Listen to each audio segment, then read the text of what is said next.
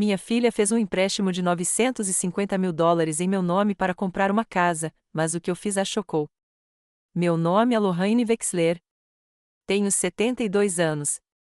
Moro sozinha em Maple, Connecticut, onde o inverno chega mais cedo e as pessoas muitas vezes esquecem quem pode estar esperando do outro lado de uma rua com neblina. Não tenho nada de especial, sou apenas uma viúva idosa que passou 40 anos trabalhando como bibliotecária. Sei catalogar livros, marinar um peru até ficar macio, escolher a música jazz certa para uma tarde chuvosa. Por muito tempo, acreditei que, se fizesse tudo certo por tempo suficiente, sempre haveria um lugar para mim no coração de alguém. Mas às vezes as pessoas não te esquecem porque você fez algo errado. Elas esquecem porque você sempre esteve lá, de forma tão confiável. Como uma cadeira que está na sala há tanto tempo que ninguém nunca pensa em guardar um lugar para ela. Não estou contando esta história por pena. Estou contando porque, se você já passou por um jantar sem que ninguém lhe perguntasse o que você gostaria de comer, se já entrou numa sala cheia de risos e ninguém se virou, então talvez, só talvez, você entenda. Meu nome é Lohane, e desta vez não vou permitir que ele seja usado como substituto de um pedido de desculpas. Você tem alguns minutos para ouvir uma história que talvez seja sua, em uma versão mais tranquila? Alguns números não precisam ser gritados. Eles podem parar seu coração em silêncio absoluto. Naquela manhã, eu segurava um pedaço de papel com meu nome escrito, mas descrevendo uma casa onde eu nunca tinha pisado. As últimas rajadas de inverno grudavam nas vidraças embaçadas, traçando listras pálidas e frias no céu cinza desbotado. Vesti meu suéter de lã mais grosso, calcei minhas botas velhas e saí. A caixa de correio fica a uns 50 passos da minha porta da frente. Uma caixa de metal branca e envelhecida, com ferrugem se espalhando pela dobradiça. Ela não faz mais clique ao abrir, mas ainda assim, me espera todas as manhãs como um hábito esquecido que nunca pediu para ser nomeado. Lá dentro, havia um cartão postal do Clube de Aposentados, um folheto anunciando aparelhos auditivos e um envelope grande com o logotipo azul de um banco que eu conhecia. Mas o nome no envelope não me parecia familiar. Não era Lohane Wexler que eu pensava ser. Era outra pessoa, listada como mutuária em um arquivo de hipoteca. Segurei o envelope como se fosse derreter nas minhas mãos. Então voltei para dentro. Sem dizer uma palavra, a chaleira começou a apitar quando deslizei o abridor de cartas de prata por baixo da aba. Foi uma das poucas coisas que meu marido deixou para trás. Hoje em dia, uso para abrir correspondências, recortar cartões de aniversário ou, às vezes, abrir gavetas de memórias que não visito mais. Servi o chá, coloquei a xícara sobre a mesa de nogueira e me acomodei na cadeira de balanço perto da janela. Li a carta linha por linha. O número no topo me atingiu como um tapa, US$ 950 mil. O imóvel, Rua Kim 342. Titular da hipoteca, Lohane Wexler. Abaixo disso, um número de arquivo, uma assinatura eletrônica e uma nota rabiscada com uma caligrafia confusa, transferido para o sistema Kind Associates. A última vez que vi Vanessa foi durante as férias de fim de outono do ano passado. Ela estava na cozinha, sorrindo sem me olhar nos olhos. Provavelmente teve que pegar emprestado o nome da mamãe para comprar um lugar, ela riu. Eu também sorri porque, no fundo, achei que ela estava brincando. As pessoas não fazem coisas assim com a mãe. Não quando essa mãe só tem uma casa, uma aposentadoria modesta e uma vida tranquila que não incomoda ninguém. Larguei o papel e fiquei imóvel. Sem lágrimas, sem porquê, apenas silêncio enquanto pegava o caderninho na gaveta, folheando as páginas, tentando me lembrar da última vez que assinei alguma coisa. Talvez tenha sido um erro. Talvez Vanessa uma vez tenha me pedido para assinar algo, um formulário médico, um documento bancário de rotina do qual eu não conseguia me lembrar. Mas eu me lembrava claramente de uma coisa: eu nunca, nenhuma vez, tinha ido ao número 342 da Rua Kim. Procurei.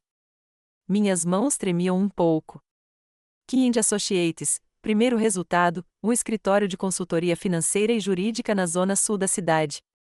O site não dizia muita coisa, mas vi um nome familiar, um dos signatários da hipoteca e uma foto do prédio, elegante, novo e frio como dinheiro. Levantei-me e abri a última gaveta do meu armário, onde guardo coisas que não uso mais, mas que ainda não consigo jogar fora. pilhas de documentos antigos, cópias de certidões de nascimento, registros médicos e, finalmente, um conjunto de formulários de autorização de 5 anos atrás. Minha assinatura estava lá. A de Vanessa também. A tinta tinha desbotado um pouco com o tempo, mas ainda estava claro que eu a havia deixado cuidar de alguns papéis do hospital enquanto eu me recuperava. Eu me lembrava disso. O que eu não lembrava, com o que nunca concordei, era qualquer coisa envolvendo empréstimos imobiliários ou propriedade. Dobrei os papéis, coloquei-os sobre a mesa e olhei pela janela. A casa continuava silenciosa como sempre, mas desta vez o silêncio parecia mais pesado, como se guardasse um segredo que nem eu, depois de mais de 30 anos morando aqui, conseguia mais decifrar. Não liguei para ninguém, nem para o banco, nem para os vizinhos. Simplesmente coloquei os papéis de volta na gaveta, girei a fechadura suavemente e liguei o rádio em. Uma suave melodia de Chet Baker, eu acho, ecoava no ar, apenas o suficiente para preencher as lacunas dos meus pensamentos. A casa ainda cheirava levemente a madeira seca e grãos de café meio moídos. Peguei o pote de vidro, peguei 2 colheres cheias e coloquei-as no moedor manual. O clique era lento, familiar, como um relógio antigo me trazendo de volta ao presente. O cartão de aniversário da Maia ainda estava pregado na geladeira, um cartão tríptico com uma raposinha abraçando uma caneca de chocolate quente e as palavras "Te amo, vovó". Eu não tinha certeza se ela se lembrava de ter escrito. Talvez fosse apenas uma mensagem pré-escrita, afeto embalado, sentimento fabricado. Tirei o do ímã e o virei. Em branco. Vanessa nasceu entre 2 mundos. Ela conhecia o significado de família, mas cresceu numa época em que as pessoas confiavam mais em assinaturas digitais e aplicativos bancários do que em abraços. Eu costumava acreditar que, se eu ficasse em silêncio por tempo suficiente, se eu desse o suficiente, ela entenderia que o amor não precisa ser contado. Eu costumava pensar que, só por ficar, um dia ela se voltaria para mim. Naquela tarde, saí para o quintal, tirei a neve fina do banco e me sentei. À minha frente, um pedaço de grama ainda verde, algumas pegadas de veado na lama e um bordo completamente desfolhado. Lembrei-me do dia em que minha mãe, Lorraine, faleceu. Foi numa tarde exatamente como esta. Ela não deixou nada além de um grampo de cabelo e um livro de receitas antigo com as pontas desgastadas. Mas nunca esquecerei o olhar dela quando me entregou aquele grampo. Ela não disse uma palavra, e mesmo assim, eu me senti confiante. E eu, deixei minha filha usar meu nome, não para proteger, mas para tomar emprestado. Sem permissão, sem explicação. Pensei em Shirley, minha velha amiga da biblioteca. Ela me convidou mais de uma vez para o clube de aposentados, cartas, café, histórias de homens de cabelos grisalhos. Eu sempre dizia que estava cansada ou lendo alguma coisa, mas, na verdade, eu já estava acostumada demais ao silêncio. Não por medo, mas porque tinha parado de esperar. Peguei meu celular, procurei Shirley Anley nos meus contatos, hesitei e depois desliguei a tela porque, se eu falasse, tinha medo de que a primeira coisa que saísse da minha boca fosse um soluço. E se eu não fizesse isso, esse segredo permaneceria, crescendo, ocupando o espaço onde antes havia confiança. Preparei outra xícara de chá. Minha mão ainda tremia um pouco. Mas não era mais medo. Era o peso de algo que eu finalmente vira na letra de Vanessa. Não foi um erro. Não foi uma confusão de nomes. A hipoteca tinha um número de processo. E abaixo dele, com sua própria caneta rabiscada, transferência de arquivo para a rua Kim 342, proprietária Lorraine Wexler. Eu não conseguia me lembrar da última vez que minha filha olhou para mim como uma mulher adulta. Mas agora estava claro em seus olhos, eu não era uma mãe. Eu era um trunfo, algo a ser usado sem pedir. Existe um tipo de dor que não vem de gritos. Ela está presente na maneira. Como alguém lhe diz que você concordou com algo quando você nem se lembra de ter estado lá? Eu ainda estava calmo o suficiente para não reagir imediatamente. Suas palavras escaparam suavemente no meio de um café lotado, como se estivéssemos simplesmente discutindo as cores das cortinas. O Croquemug era um lugar que eu frequentava, em parte porque era perto da antiga biblioteca, em parte porque eles tinham um cantinho aconchegante para idosos com jornais de verdade, atualizados todas as manhãs. Hoje, sentei-me à janela sob uma lâmpada amarela fraca. A neve lá fora havia derretido, deixando manchas irregulares de água na calçada de pedra. Cheguei 15 minutos mais cedo e pedi um chá preto. Minha mão tremia um pouco enquanto segurava a xícara, então a coloquei sobre a mesa depois que a garçonete disse: "Aqui está, querida."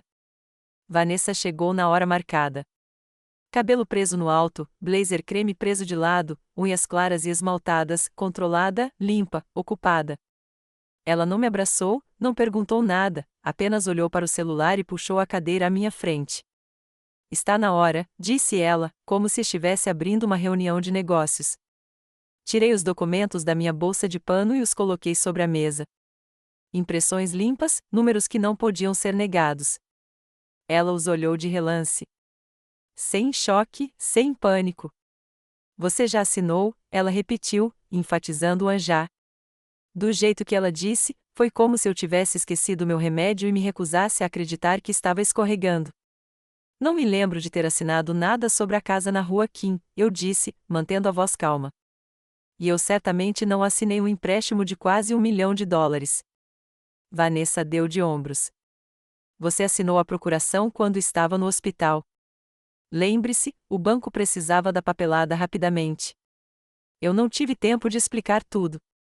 E, além disso, ela olhou para mim, olhou de verdade pela primeira vez. Você não precisava saber dos detalhes. Eu tinha tudo sob controle." Não respondi. Folheei a pasta até encontrar a página com a assinatura e peguei a autorização médica, aquela com a qual eu havia concordado 5 anos antes da minha cirurgia no quadril. Apontei para a tinta, a parte com meu nome claramente recortado e colado, a letra que não combinava mais com o fluxo da linha. Um olhar atento podia perceber, mas o banco não tinha um olhar atento. "Vanessa, embora tivesse pensado bem, eu confiei em você", eu disse, mantendo o tom firme. "Confiei que, se algo importante surgisse, você me perguntaria." Vanessa suspirou, como se estivesse cansada de lidar com a minha teimosia. "Mãe, você não faz mais nada. Eu preciso daquela casa. A Maia precisa dela. Não finja que não vê o quanto tem sido difícil para nós. Os preços dos imóveis estão absurdos e os salários não acompanham." Mordi a parte interna da bochecha e não disse nada. Ela continuou: "Eu não queria fazer assim. Mas você não entende. Para que você precisa daquela casa, morando sozinha? Ninguém te visita. Você nunca pensa na Maia? Ela está crescendo. Ela precisa de estabilidade." Fiquei ali sentado, ouvindo cada palavra, cada uma como uma agulha minúscula perfurando meu casaco grosso. Vanessa fez sinal para a garçonete. "Senhorita, um latte quente, por favor." Notei o jeito como ela disse isso, como se estivesse se dirigindo a um funcionário júnior em um escritório. Tudo nela era elegante, eficiente, pontual, exceto o jeito como me tratava, como uma poupança que ela podia usar quando fosse conveniente. Não respondi de imediato. O frio nos meus dedos subiu até o peito. Não por causa do tempo, mas porque eu finalmente tinha visto isso claramente em seus olhos. Aos seus olhos, eu não era mais alguém com voz.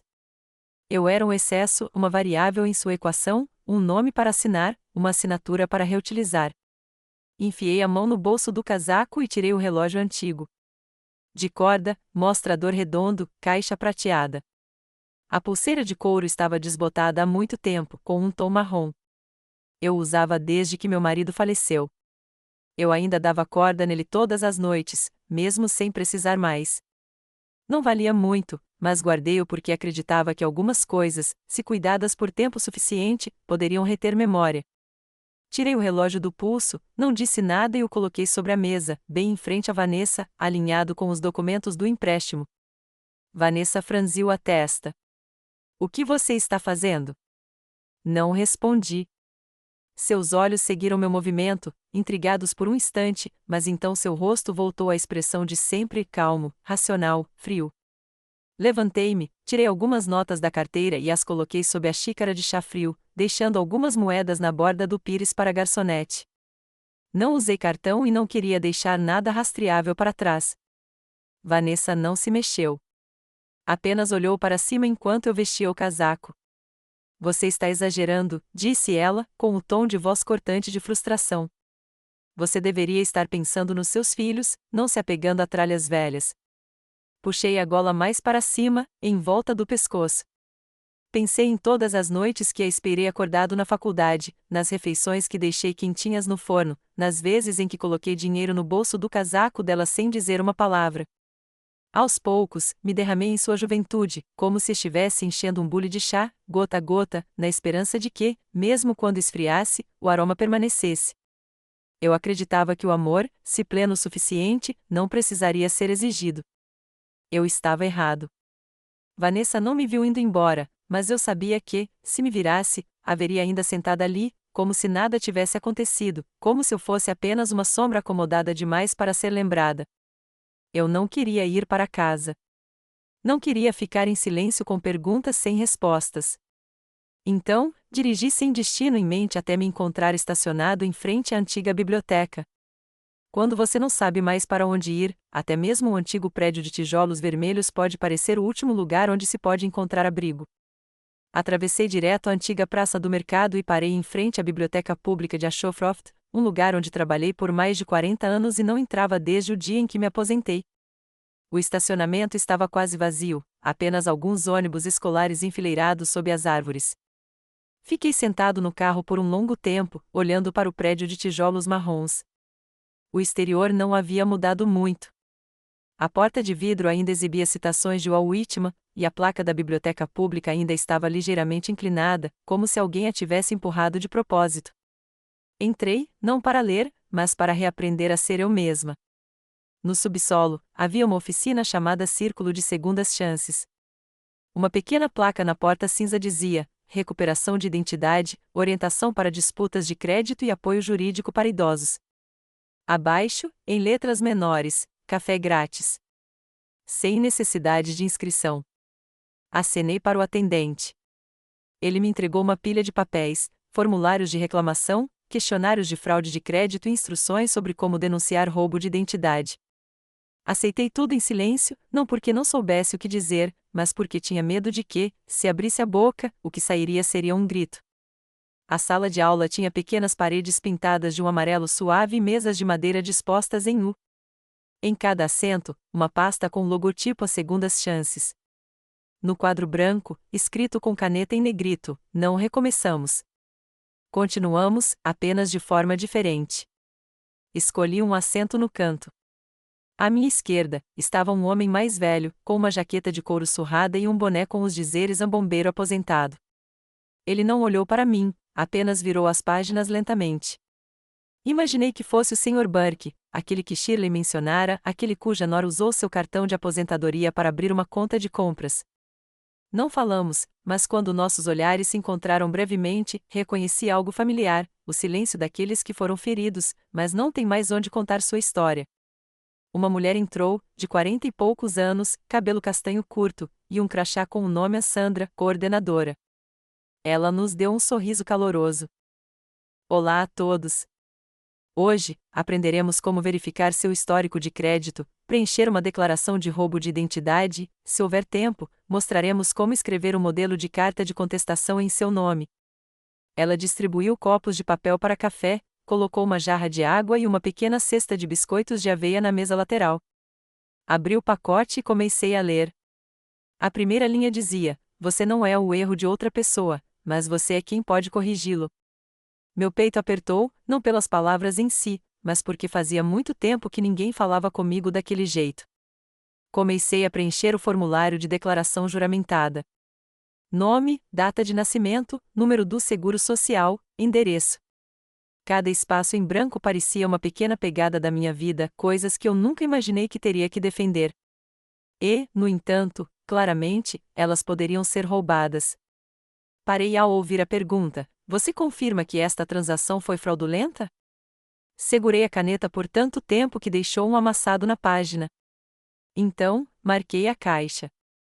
Sim. Sandra passou, olhou para o meu formulário e, delicadamente, colocou uma pasta com modelos de cartas de aconselhamento jurídico ao meu lado. Dê uma olhada, disse ela.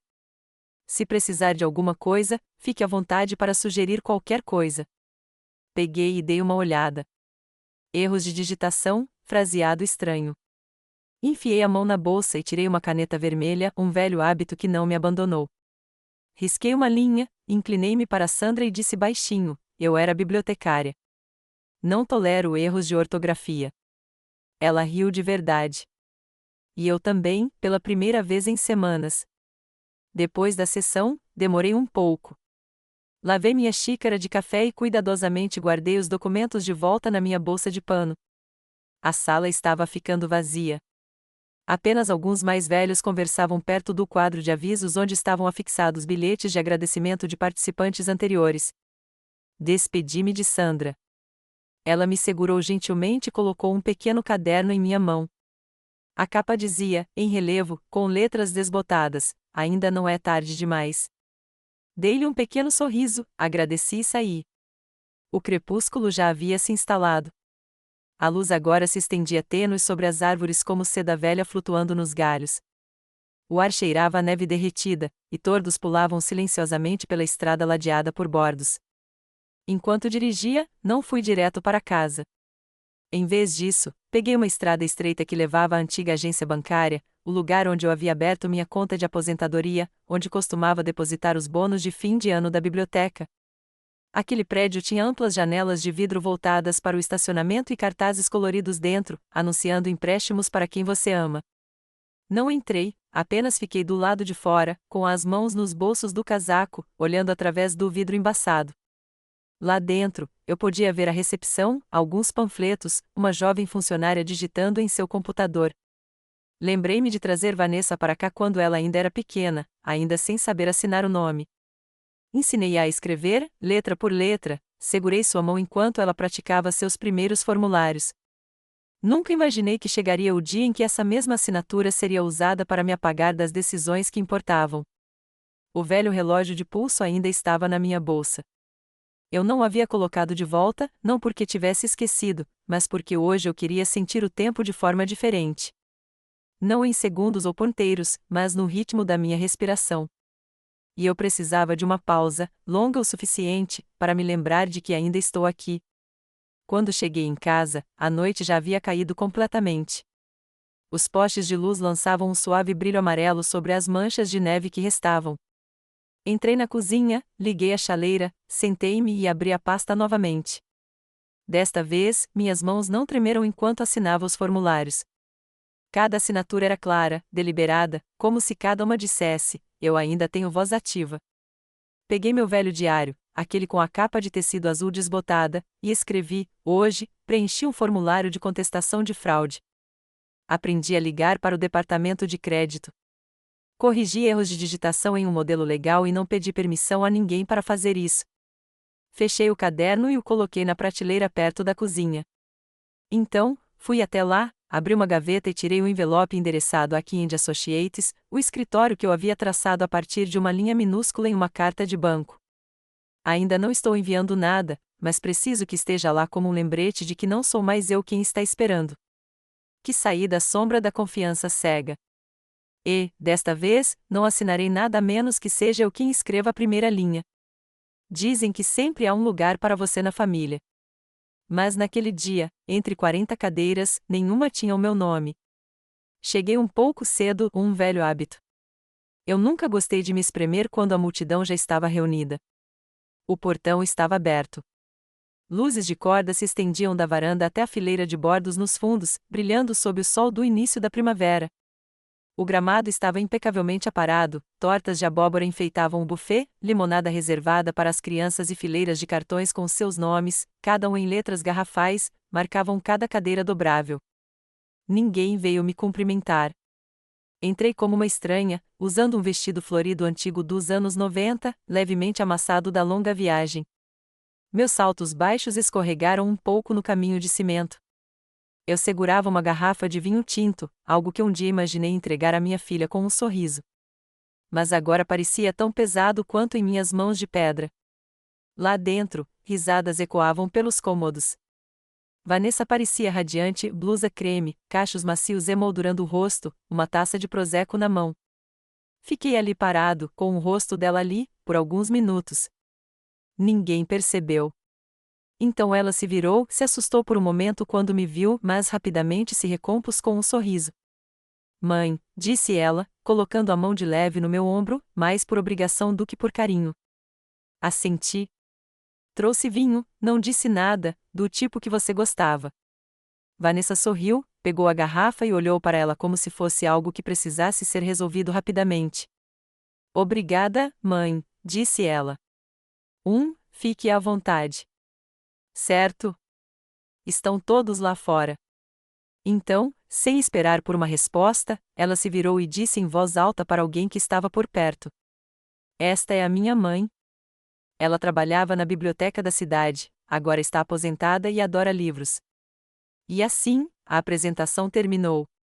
Uma linha apareceu no final da página. Ninguém perguntou mais nada. Um casal de mulheres loiras assentiu, franziu a testa, deu um sorriso educado e depois se virou. Eu assenti. Não os culpei. Nenhum dos seus olhos se demorou tempo suficiente para que eu me lembrasse de alguma coisa. Dei um passo para trás, indo para a varanda dos fundos, onde eu estava, uma longa mesa de madeira de frente para o jardim. O jardim era lindo.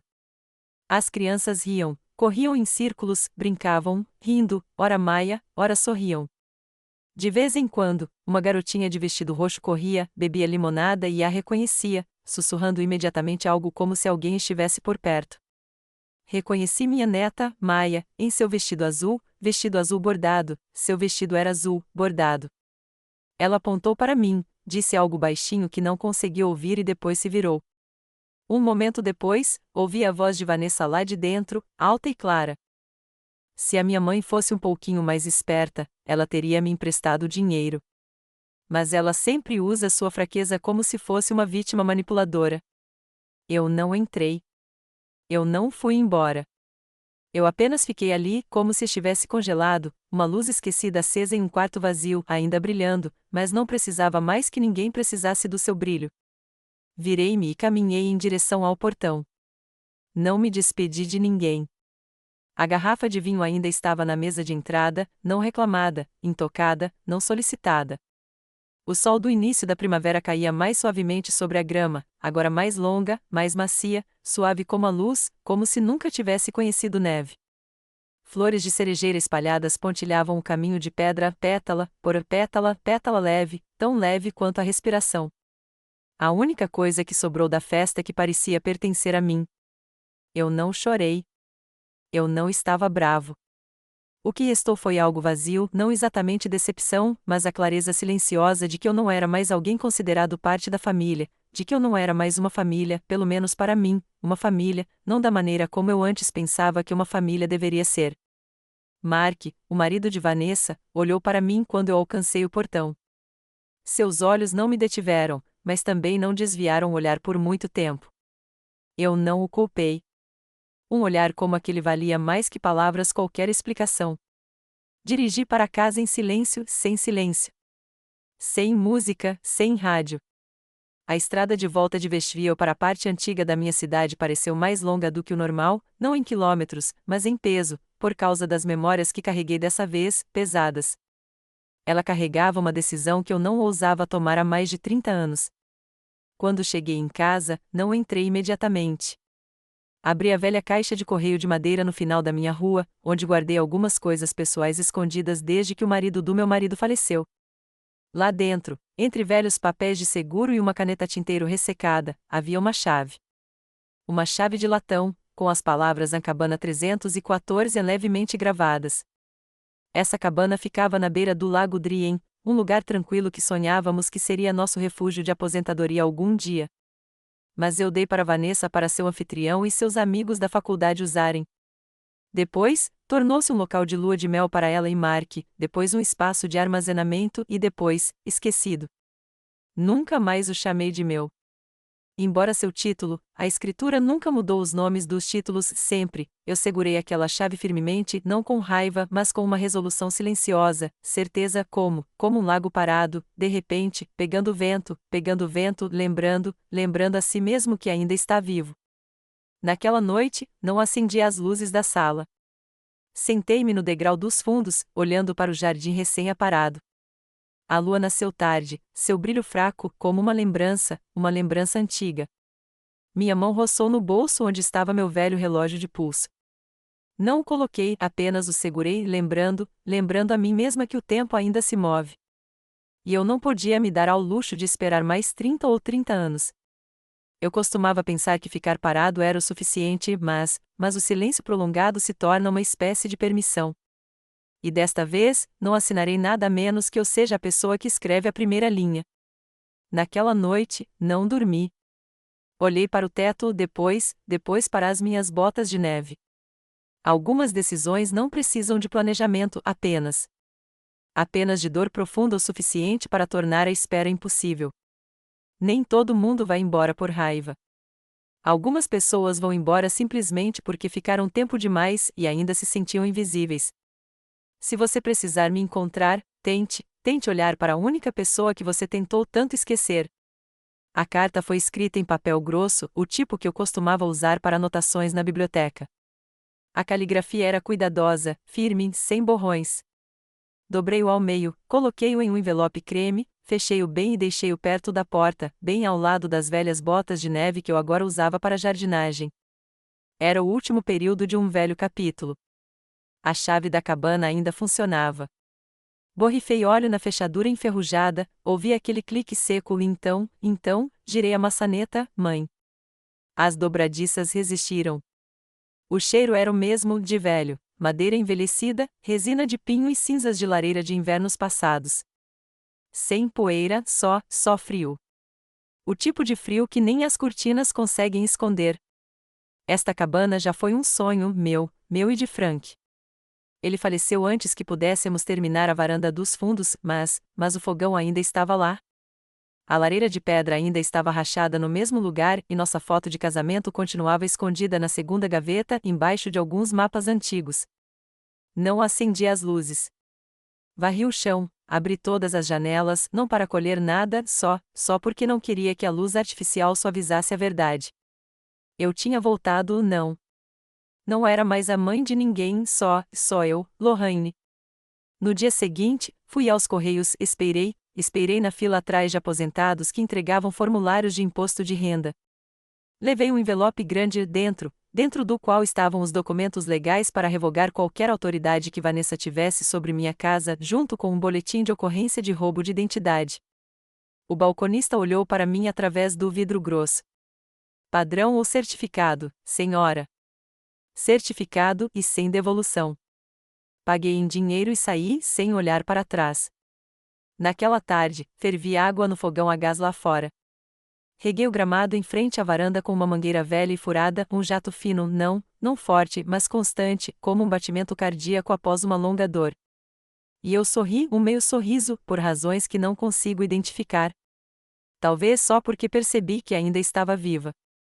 Na sexta-feira de manhã, fui até a cidade comprar suprimentos, farinha, feijão enlatado, 2 velas de cera de abelha e um rádio a pilha que encontrei num brechó. Ele ainda captava se você girasse o botão direito. O sinal estava vago, mas ainda havia uma voz humana. De volta à cabana, tirei as luvas e acendi o fogo na lareira. Minhas mãos se lembraram da madeira seca, do jeito como o machado batia na tora, como se estivesse despertando uma habilidade que eu havia abandonado há décadas. Deixei o fogo queimar lentamente e então, voltei para o velho salgueiro que plantamos em 1987. Agora, inclinava-se pesadamente em direção ao lago. Ao meio-dia, Shirley apareceu. Ela não ligou antes, simplesmente apareceu com um saco de papel cheio de frios, uma velha revista Reader's Digest e um sorriso tímido. Eu não sabia que você tinha voltado, disse ela. Pensei que estivesse de férias ou algo assim. Aí vi seu nome na lista de mudança de endereço. Eu não respondi, apenas. Só puxei uma cadeira e servi água da chaleira de alumínio para ela. Não precisa fazer perguntas, Shirley. Shirley não era do tipo curiosa. Ela olhou ao redor da cabana, depois para mim. Acho que a última vez que vim aqui foi no outono de 98. A cerejeira lá atrás ainda está viva? Morreu. Inverno de 2003. As raízes cederam. O almoço foi tranquilo. Comemos sanduíches frios, sem molho, sem nada. Contei algumas histórias sobre a cabana, telhado com goteiras, ratos do campo na despensa, o relógio de parede que parou em 2011, mas nunca me preocupei em consertar. Shirley não pediu muito. Então, de repente, ela disse: achei que você fosse desmoronar, mas acontece que você se levantar é a coisa mais linda que eu já vi. Eu não sabia o que dizer, então, entreguei um pano a ela e, juntas, limpamos a poeira das janelas. Naquela tarde, Shirley foi embora. Eu a acompanhei até a cerca. Ela disse: se precisar de compras, é só ligar. Eu assenti não. Sem promessas, sem recusas. Pouco depois, chegou uma entrega. Um jovem em uma caminhonete jogou um pequeno pacote por cima do portão, pensando que não havia ninguém em casa. Eu o peguei embrulhado em papel pardo, endereçado a Lorraine Wexler. Mas o endereço era a casa em Westville, escrito com um marcador, de maia. Fiquei ali por um instante e então, joguei-o no saco de lixo pendurado perto da cozinha. Não abri.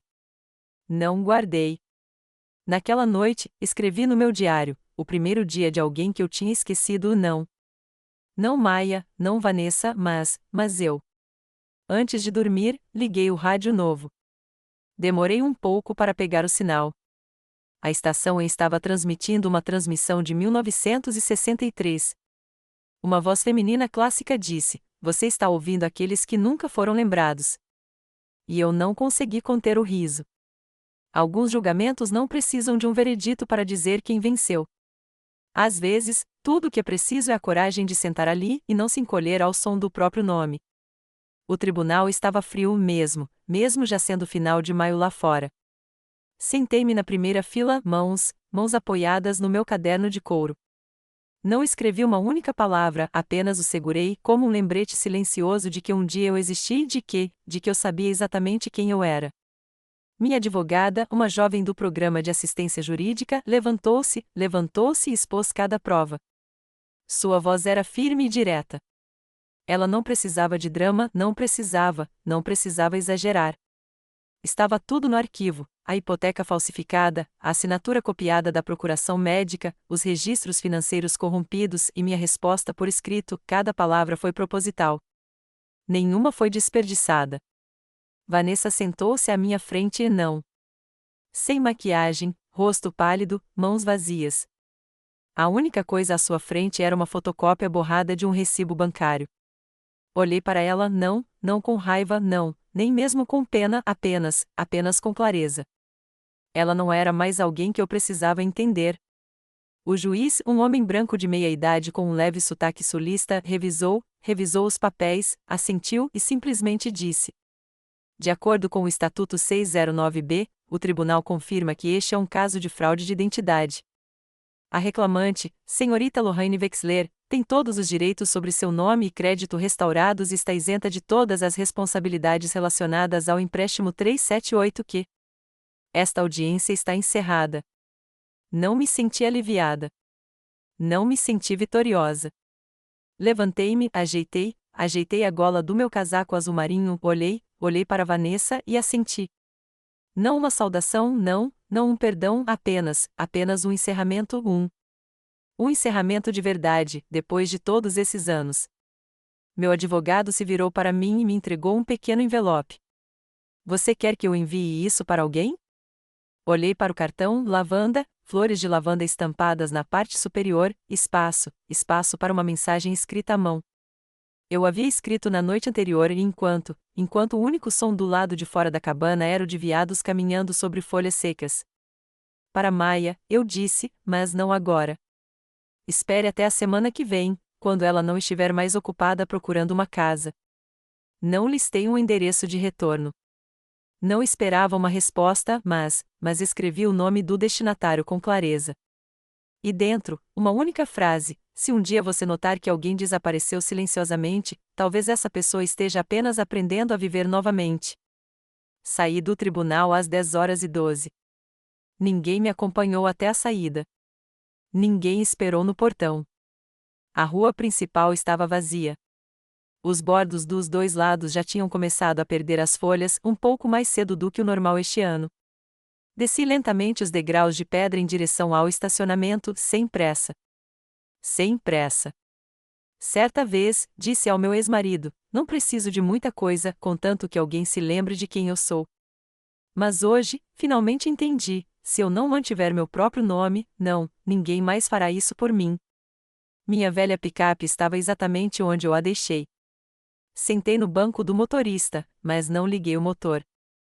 Girei o dial para 1240. O sinal estalou, como sempre. Então, uma voz feminina clássica surgiu. Eu não conseguia identificar que gravação era, só que era dos anos 1960. Vocês estão ouvindo aqueles que nunca foram lembrados. Hoje, homenageamos a senhora Lorraine Wexler, nossa mulher de maio, de coragem silenciosa. Eu sorri um sorriso discreto, quase em silêncio. Nunca enviei meu nome para a emissora. Nem sabia quem me indicou, talvez. Talvez Sandra, talvez alguém da turma de segundas chances. Mas não importava. Eu não precisava de aplausos.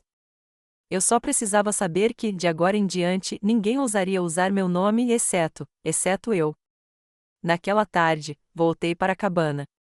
O céu não tinha escurecido, mas a luz tinha se transformado em bronze. Reacendeu o fogo na lareira, preparou um bule de chá quente, não planejou nada grandioso, apenas colocou uma plaquinha de madeira na porta: chá da tarde de domingo. Não precisa de convite, nem de motivo. Na semana que vem, vou oferecer um chá tranquilo, sem convidados específicos, apenas uma porta aberta. Quem sabe, talvez outra pessoa, uma vez esquecida, talvez precise de uma xícara de chá silenciosa e um nome para recomeçar. Eu costumava acreditar que, se eu continuasse gentil por tempo suficiente, se eu continuasse doando, se continuasse me afastando, então, um dia, as pessoas se lembrariam de mim como alguém sem quem elas não conseguiriam viver. Mas eu percebi que algumas pessoas só te veem quando precisam de uma assinatura. E nos dias em que você está cansado, quando tudo que você realmente precisa é ser chamado pelo seu nome, elas se afastam, como se você nunca tivesse estado lá. Levei 40 anos para me acostumar a ser menosprezada. Mas apenas uma primavera, silenciosa o suficiente e solitária o suficiente para entender, essa gentileza não é, nem sempre é valorizada. E o silêncio, quando mantido por muito tempo, se torna uma espécie de permissão. Alguém me perguntou uma vez: por que você não falou antes?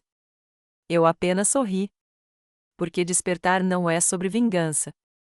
É sobre se recusar a ser dispensado, como uma coxa velha que manteve a casa aquecida durante todo o inverno e então, depois foi dobrada e guardada uma vez, ninguém mais sentiu frio. Mas as estações mudam e um dia, quando o vento passar pelas rachaduras, eles vão perceber que algum calor, uma vez perdido, nunca poderá ser encontrado novamente. Se esta história te fez parar por um instante, tire só um minuto hoje para a avó, para a mãe, para aquela que silenciosamente recuou, para que você pudesse seguir em frente, porque elas não podem esperar para sempre. E seus nomes nunca foram pensados para serem usados por ninguém.